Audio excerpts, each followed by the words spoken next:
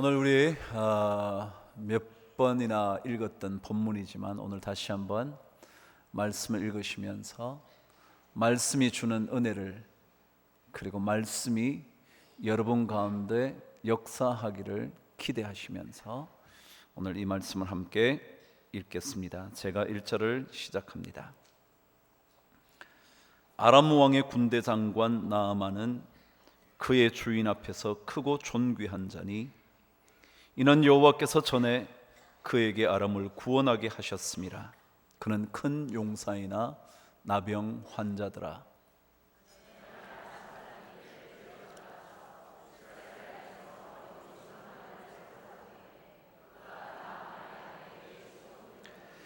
그의 여주인에게 이르되 우리 주인이 사마리아에 계신 선지자 앞에 계셨으면 좋겠나이다.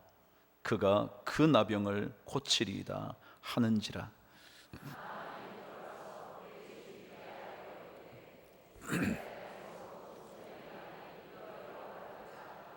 아람 왕이 이르되 갈지어다. 이제 내가 이스라엘 왕에게 그를 보내리라 하더라. 나아만이 곧 떠날 새 은 10달란트와 금 6,000개와 의복 10벌을 가지고 가서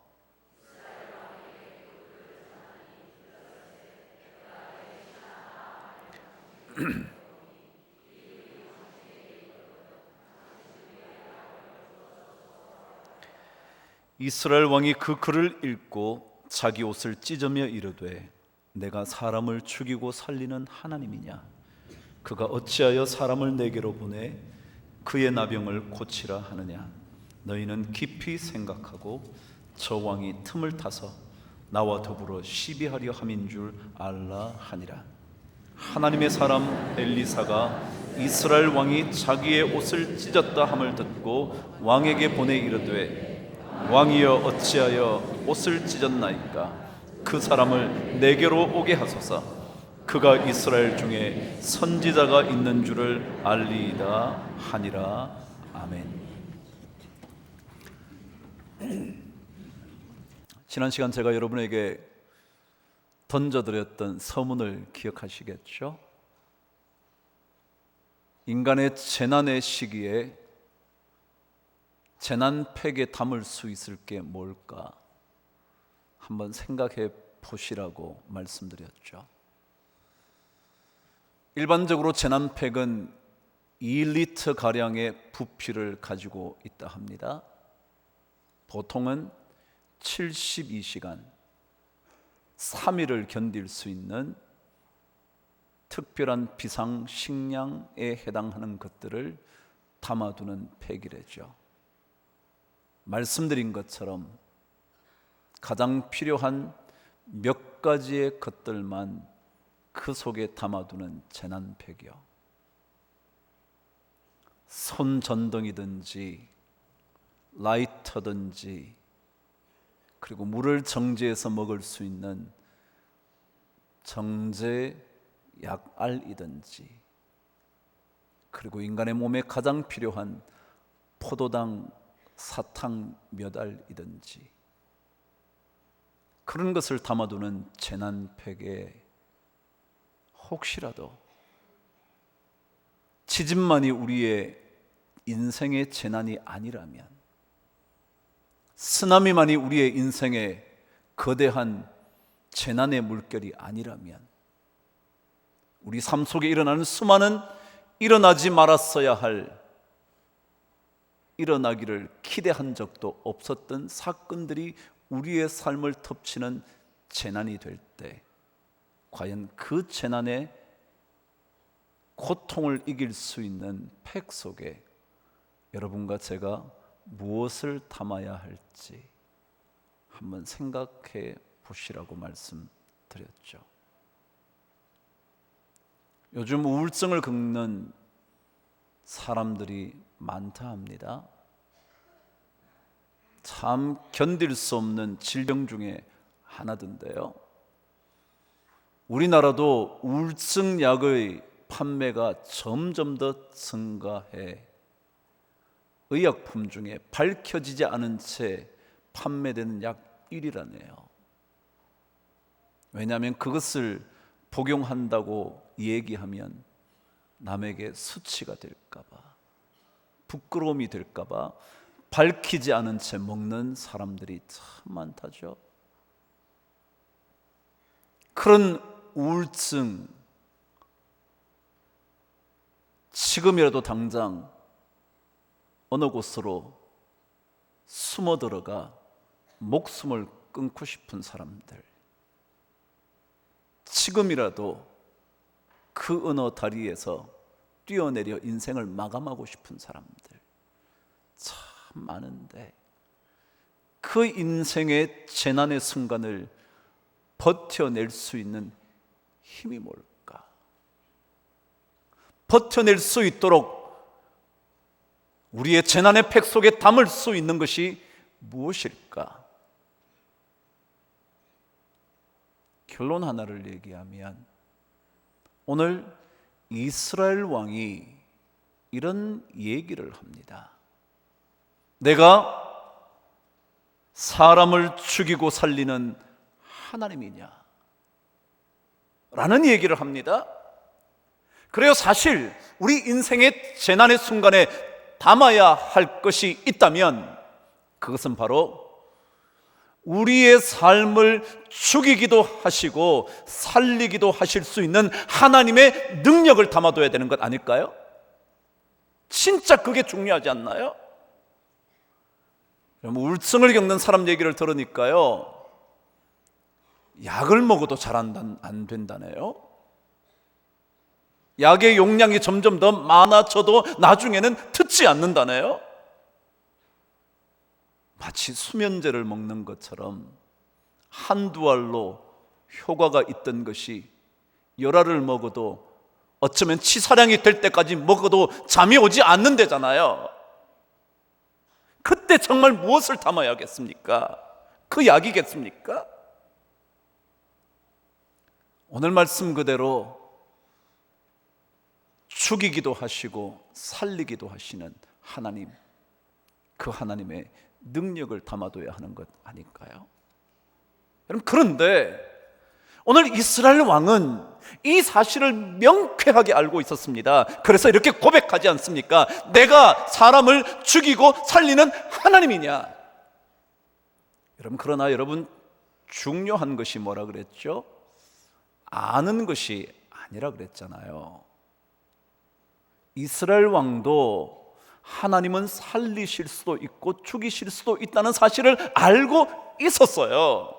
만일 그랬다면, 정말 그것이 자기 삶 속에 믿음으로 고백되고 있었다면, 삶으로 체험한 적이 있었다면, 바로 이때 하나님께 엎드려 하나님, 저를 살려주십시오, 이스라엘을 건져주십시오 라고 기도했어야 되는데, 그는 아는 것만으로 그친 믿음의 사람이었습니다.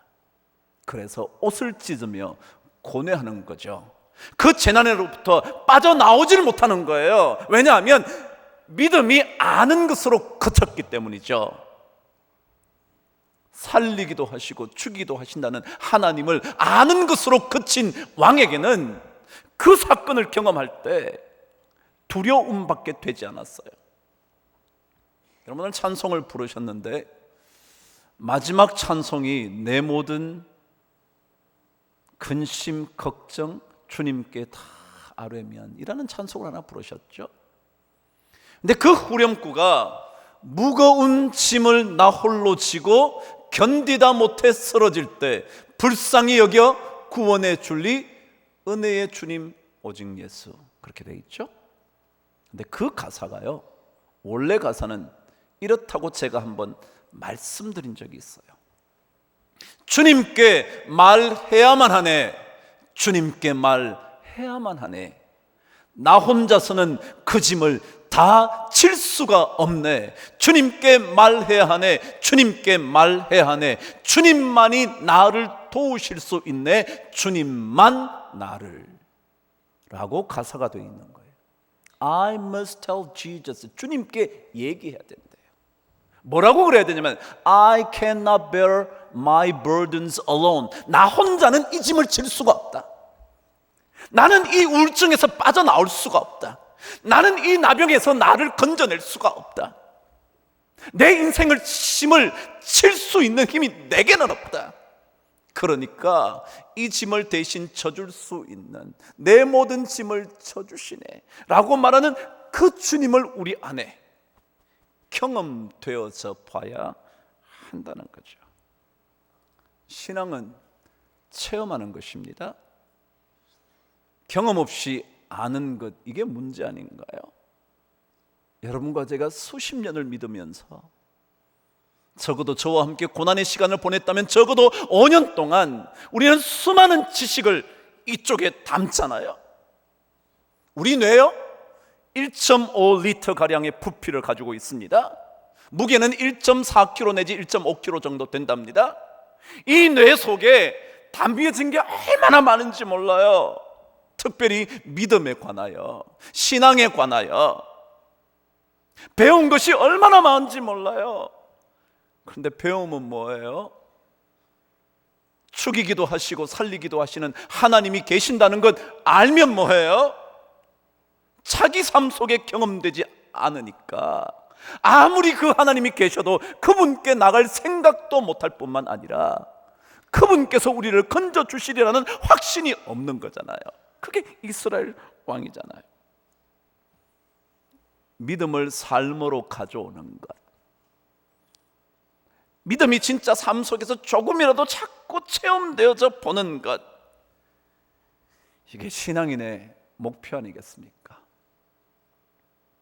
최근에 김형석 교수님이 책을 쓴 것이 다시 발간이 됐습니다. 최근에 나온 책이 아니라 몇 년 전에 나온 책이 재발간이 된 겁니다. 제목은 어떻게 믿을 것인가.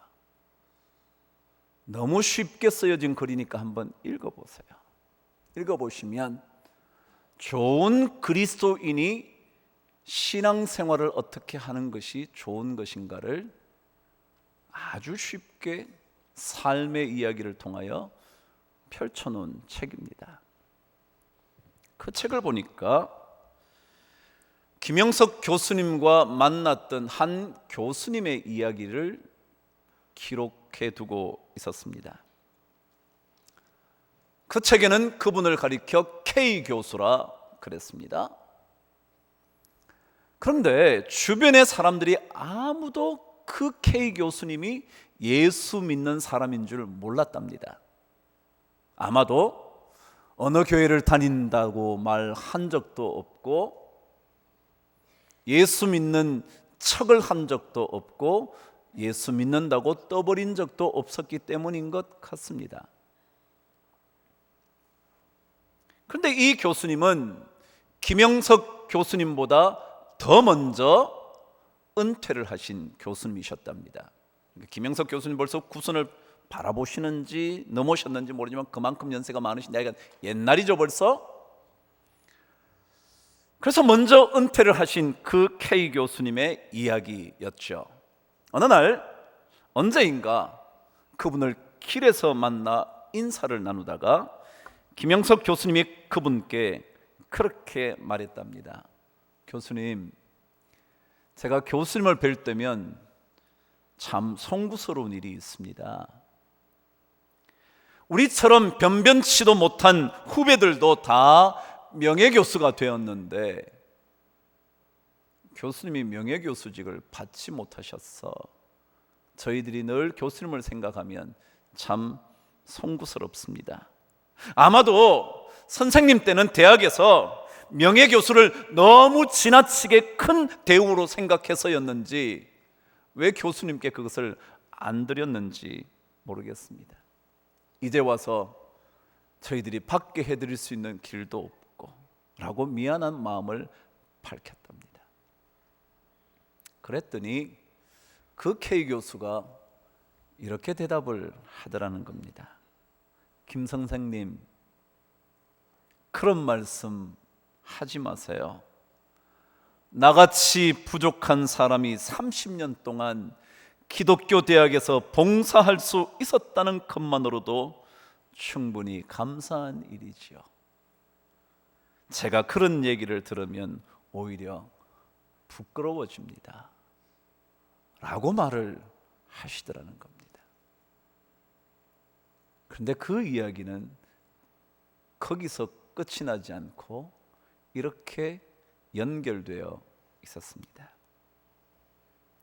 김영석 교수님의 이야기입니다. 내가 잘 아는 신과대학의 선배교수 한 사람은 여러 번 나에게 명예교수가 되지 못한 것을 불평스럽게 이야기하곤 했다. 그분 나름대로 이유는 있었을 것이다. 학교 측의 처사가 모두 정당하지 못했을 수도 있다. 하지만 나는 왜 그런지 그 신과대학 교수보다 감사하는 심정으로 자신을 나타내지 않는 K 교수에게 더 호감을 느끼곤 한다 라는 글이었습니다. 그래요. 신앙은 삶에서 묻어나야 하는 거죠. 신과대학 교수면 뭐 하겠어요? 목사면 뭐 합니까? 교회에서 좋은 직분을 받으신들 무엇 하겠습니까? 오랫동안 예수 믿어서 모든 사람이 여러분과 저를 예수 믿는 사람으로 알면 뭐 하겠습니까?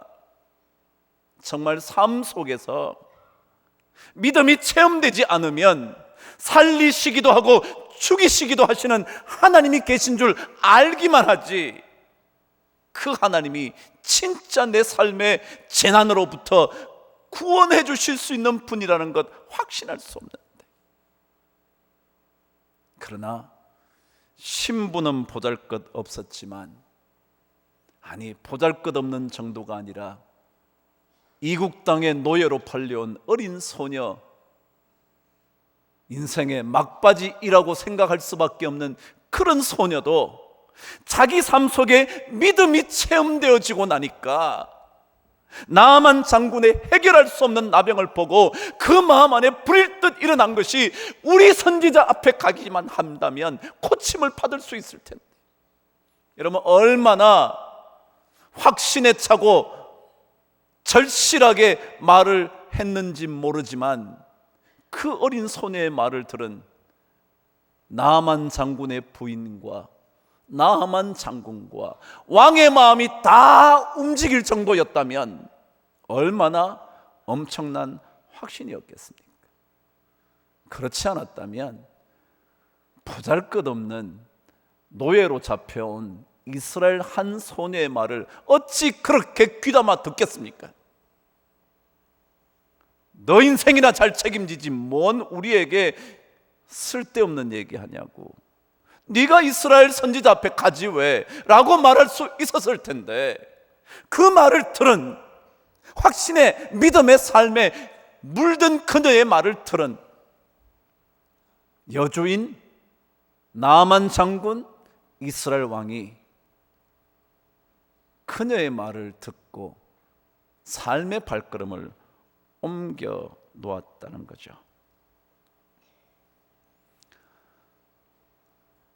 자신의 삶 속에서 하나님을 발견하지 못하면 긴 세월 신앙생활해도 이스라엘 왕과 하나 다를 바 없습니다. 머릿속에는 많습니다. 1.5kg, 1.45kg 되는 이 뇌 속에는 담긴 게 엄청나지만 그것이 아무런 효과를 발휘하지 못합니다. 인생에서 문제를 만나면, 재난을 만나면 그 문제에 얽매여 어찌할까 옷을 찢을 수밖에 없습니다. 다른 것은 할 수 있는 게 없습니다. 믿음의 경험을 해보지 않았으니까, 하나님이 살리신들, 하나님이 죽이신들, 그걸 안들 아무것도 할 수가 없는 고통스러운 인생을 살 수밖에 없습니다. 이 어린 소녀는 적어도 하나님의 능력을 신뢰했습니다. 그녀의 인생의 재난의 팩 속에 하나님의 능력을 담아둔 겁니다. 건지실 수도 있고, 살리실 수도 있고, 치유하실 수도 있고, 위로하실 수도 있고, 나의 외로움에서 나를 건져주실 수도 있고, 나의 모든 얽매인 삶으로부터 그 묶인 끈을 풀어주실 수도 있다고 생각한 겁니다. 그럼 하버드 대학교의 두 교수가 연구를 해서 책을 펴냈습니다. 제목이 Connected라는 단어예요. Connect 아주 연결하다, 그러니까 연결되어졌다라는 책이었습니다. 한국어 번역은 행복은 전념된다라는 책으로 번역됐습니다. 그 책에 보면 행복이라는 것은 환경에 좌우된다는 거예요. 그렇잖아요, 여러분. 환경이 좋으면 아무래도 행복하죠. 불행한 환경에 있으면서 행복하기라는 것은 쉽지 않잖아요. 그러니까 환경의 영향을 많이 받는다는 거예요. 그런데 그 환경 중에 가장 중요한 환경이 뭐냐면 누구랑 같이 있느냐에 따라 행복의 크기가 결정된다. 그래서 누구랑 같이 있냐? 누구랑 같이 있냐? 그러면서 연구를 해봤다는 거예요.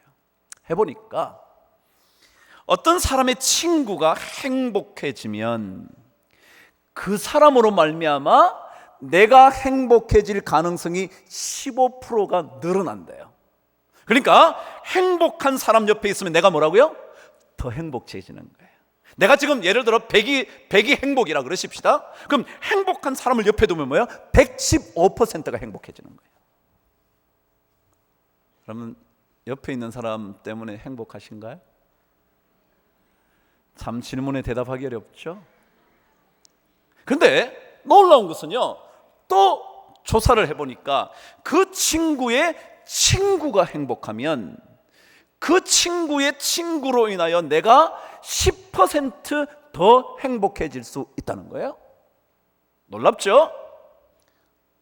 또 연구를 해봤더니 친구의 친구가 행복하면 그 친구로 말미암아 내가 행복해질 가능성이 6%가 늘어난답니다.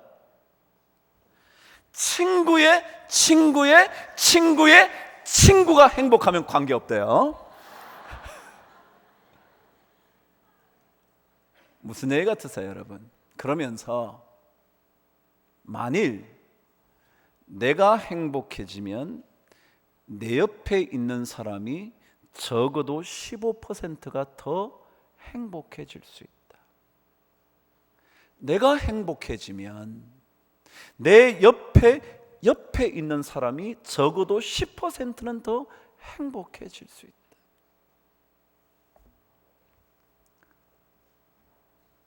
여러분, 오늘 성경은요 어린 소녀예요. 어린 소녀지만 확신에 가득 찬 믿음의 소녀의 영향을 받아서요 여주인이 마음이 움직이고요, 나만의 마음이 움직이고요, 그 말을 들은 왕까지 마음이 움직여요. 영향이 있을까요? 없을까요? 있어요. 신앙생활 그런 거예요. 내 믿음의 확신이 내 삶 속에서 막 작동하면요 그것이 우리 삶을, 내 삶만이 아니라 주변의 삶을 바꿀 수가 있어요. 이번 주말부터 가정에 대한 메시지 제가 한번 전해보려고 그래요.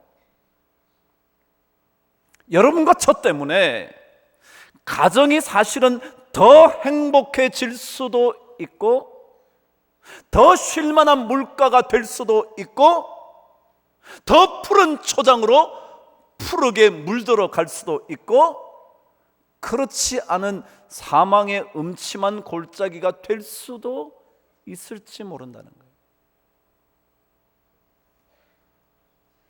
믿음은 체험해 보는 것입니다.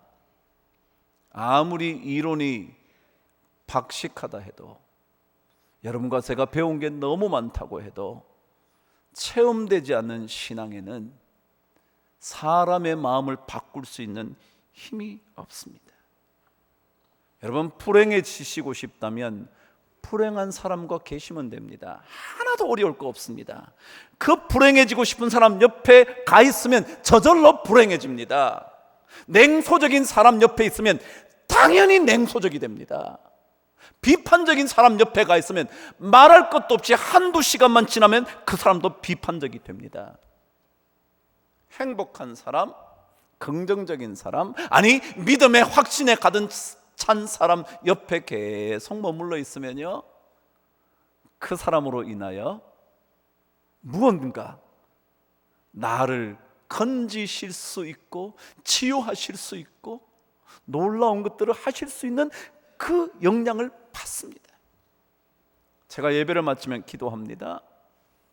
성도님들이 기다리시면 기도하죠. 그럼 제 기도가 무슨 힘이 있겠어요? 제가 무슨 기도에 엄청난 은사를 받았나요? 그래서 기도하면 찌릿하면서 낫나요? 아니요. 저는 그런 능력이 별로 없어요. 저는 그걸 우리 어머님께 받았으면 저도 너무 좋겠다고 생각했지만 하나님이 안 주시더라고요.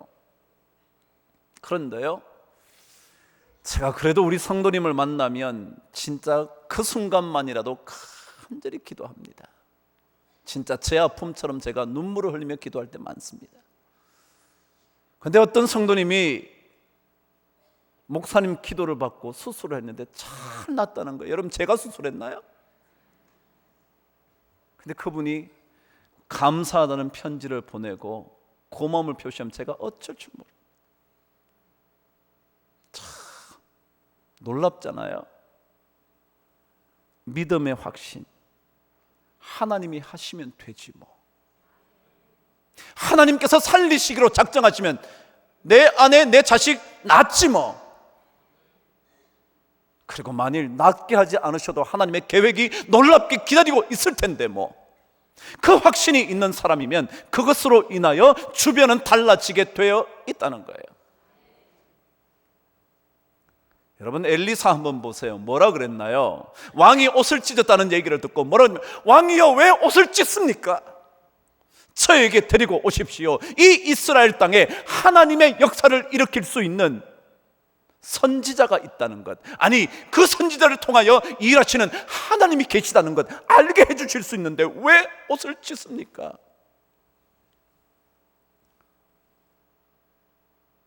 하나님의 사람은 믿음을 삶으로 경험하는 것입니다. 공자가 그런 말 했다 그러잖아요. 학이 시습지 불역 열호아라는 거 들어보셨죠? 해석 안 해드려도 다 알잖아요. 근데 그 이야기는요, 배우고 또한 때때로 익히면 시습, 때를 따라 익히면 불역 열호아, 또한 기쁘지 않나, 그렇게 얘기했어요. 자, 배웠어요. 여러분과 제가 많이 배웠잖아요. 얼마나 배웠습니까? 저는 하도 지겹게 배워서, 너무 많이 배워서. 그런데요, 그것이 진짜 습, 행동으로 익히는 것을 습이라 그럽니다. 그래서 학습, 그럼 배우는 게 아니고요, 배워서 그걸 뭐라고요? 몸으로 익히는 거라고요. 근데 익혀야 진짜 기쁨이 있는데 우리 너무 신앙을 많이 배운 거죠. 너무 많이 배웠다는 거예요. 그런데 익히지 못해서 그것이 우리의 삶 속에 영향을 미치지 못하는 거예요. 살리고 죽이는 것이 하나님의 손에 있다고 알고 있다면, 배웠다면, 전쟁에서의 승리와 패배가 하나님의 수중에 달려있다는 것을 안다면, 문제 해결의 열쇠는 주님이 갖고 계시다는 것을 안다면 그분께 달려가면 되잖아요. 그분께 매달리면 되잖아요. 그런데 왕은 그러지 않았어요. 매달리지 않았어요. 옷만 찢었지. 그리고 하나님은 죽이기도 하시고 살리기도 하신다는 말만 했지 삶으로 바꾼 게 없어요. 그거는 믿음은 있지만 역사하지 않는 믿음일 거예요. 그러나 어린 소년은 자신의 환경이나 신분에 관계없이 하나님을 신뢰하고 하나님의 능력을 확신하는 마음이 있으니까 목숨을 바친 이야기를 하는 거예요. 당신 거기 가면 낫습니다. 거기 가면 낫습니다. 안 나면 죽은 거죠. 되돌아오자마자 죽는 거라고 제가 말씀드렸잖아요.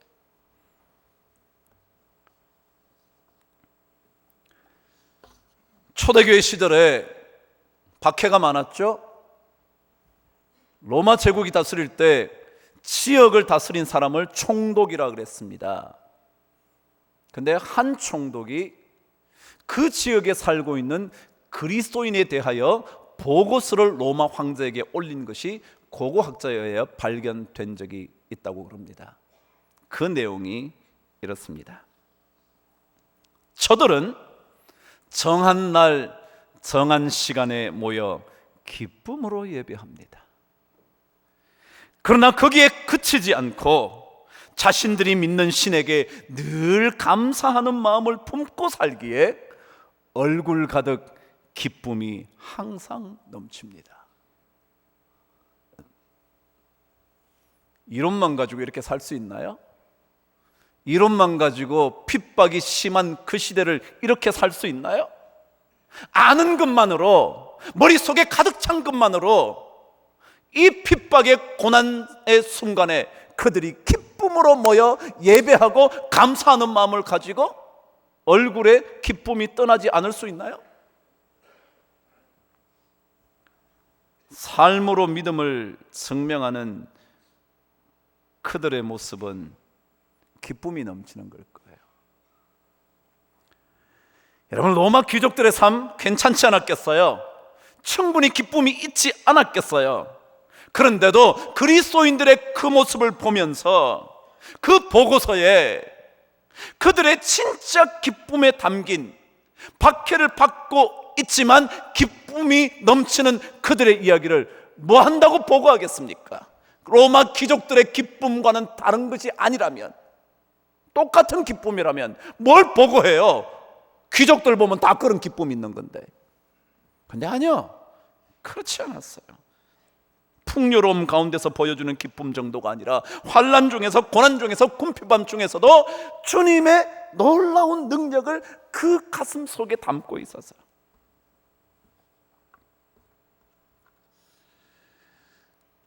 이 믿음이 없으면요, 사건을 해석하는데 판단을 거르칩니다. 왕처럼요. 야, 이거 우리에게 전쟁하려고 그러는 거야 라고 그러는 거예요. 판단이 안 되는 거예요. 믿음의 판단이 없는 겁니다. 믿음으로 판단하지 못하는 겁니다. 왜냐하면 경험이 없으니까, 삶의 체험이 없으니까 아는 것만으로는 올바른 판단을 내릴 수가 없습니다. 잘못된 판단을 하는 거죠. 전쟁하려고 그런 게 아니에요. 나만을 진짜 고치고 싶은 마음 때문에 한 거예요. 그것 때문에 진짜 선물과 예물을 보낸 거지 딴 마음 없었어요. 그런데 고칠 수도 없는 나병을 핑계로 우리와 전쟁을 벌이겠다는 속셈이 있다고 판단 미스를 하는 거죠. 그래요. 믿음이 삶에서 체험되지 않으면 판단을 다 그르칩니다. 그것이 우리 인생에 암만 있는, 지식만 있는, 학만 있는 그런 믿음의 삶의 모습이죠. 여러분, 신앙의 체험의 삶을 좀 더 많이 가져보시죠. 이해, 지식 너무 배우려고 그러지 마. 우리 교회 뭐 성경부 있네 없네 그러지 마세요. 여러분, 그런 거요, 저 성경부 많이 해봤잖아요 하면 뭐예요? 똑같이 문제 생기면요 싸우고요, 한마디 말 때문에 그렇게 오해해가지고 뒤틀어지고요, 뭐하러 성경 배워요? 한 말씀을 자기 속에 삶으로 한번 나타내 보시죠. 게리 토머스라는 사람이 연애학교라는 책을 썼어요. 원래 책 제목은 거룩한 탐구, 거룩한 추구라는 책이에요. 결혼, 연애에 관한 이야기인데 거룩한 것들을 추구하는 가정, 결혼, 연애 그런 거예요. 그런데 많은 사람에게 팔리게 하기 위하여 연애학교라는 말을 번역으로 썼죠. 근데 거기 보면 결혼은 꼭 어떤 것이 그것과 같다고 그러냐 하면 모래시계와 같다고 그랬다는 거예요. 많은 사람들의 결혼이 그렇다는 거예요. 모래시계가 뭔데요? 처음에는 위에 모래가 가득 담겨져 있잖아요. 근데 놔두면 시간이 지나면 지날수록 모래가 조금씩 빠져 나중에는 위에 모래가 하나도 없어요. 마치 결혼 생활이, 수많은 사람들의 결혼 생활이 처음에는 사랑과 관심과 배려와 이해와 용서가 가득 차 있다가요, 세월이 지난 동안 점점 더 빠져가지고 나중에는 아무것도 남은 게 없는 그 텅 빈 위의 모래시계가 돼버려요. 그래서 가정이, 사랑이 사라져버렸죠. 배려하는 마음 하나도 없죠.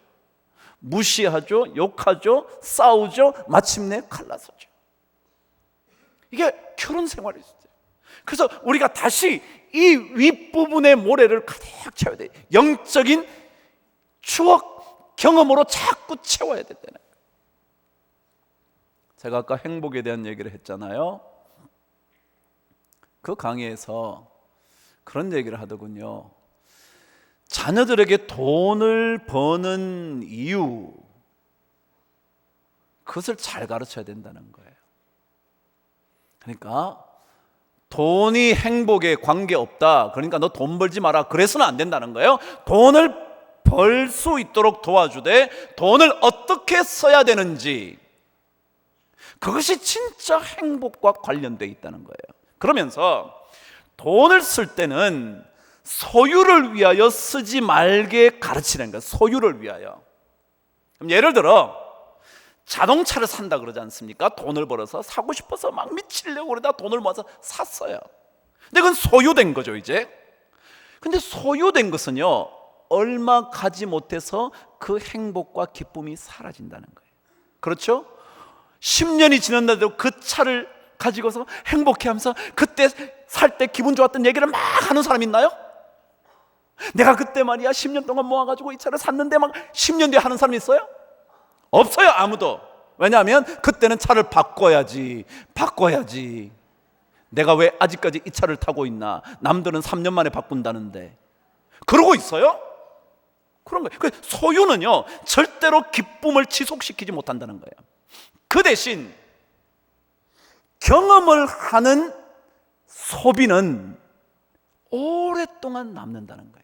예를 들어 여행을 다녀왔다 그러십시다. 그거는요 10년 전의 여행이어도 와, 그때 거기 갔을 때 어떤 일이 있었고 이랬고 저랬고 우리 아이들과 함께 갔었는데 사진을 찍고, 이거는요 10년 뒤에도 계속해서 기쁨으로 얘기한다는 거예요.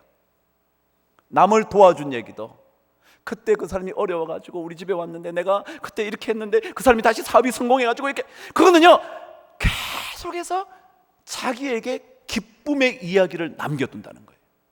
근데 행복해지려면 경험할 수 있도록 소비시켜라.